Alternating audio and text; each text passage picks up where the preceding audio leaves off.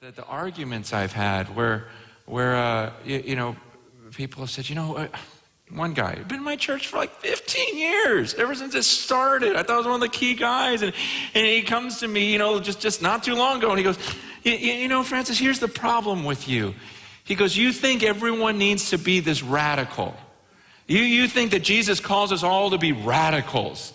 He goes, you think there's just these few radicals, and he goes, there's this, you got to understand, there's this middle road where people, they profess Christ and they do some good things, and it's like you're neglecting that whole middle road.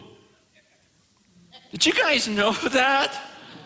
There's a narrow road that leads to life. There's a wide road that leads to destruction. And now there's this new middle road. See, I didn't know that. Like a carpool lane. It's just this weird new road we created where you can just do some good things in the name of Jesus and still hold. You just go, you're serious right now. You're dead serious. You found a middle road.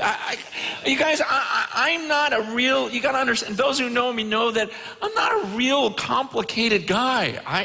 I tend to think like a kid. I tend to just go, wow, that seems like what it says.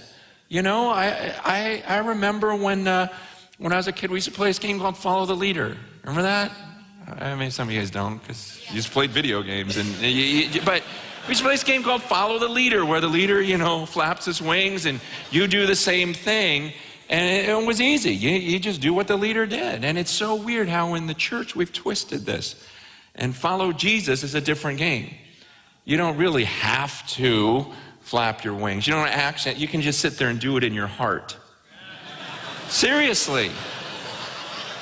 When I read the scripture, it says, man, whoever claims to know him must walk as Jesus walked. But we go, no, I'm doing that in my heart. You're like the kid sitting on the recliner going, no, I'm flapping my wings in my heart. It doesn't make sense. We distort things because of what we want.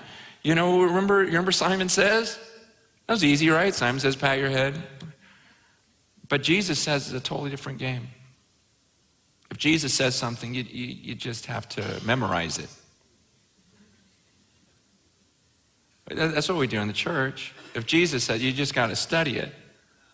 You just have to be able to quote it in the Greek. It has nothing to do with, hey, Jesus says. Look, when my daughter, comes to me and I go, look, go clean your room.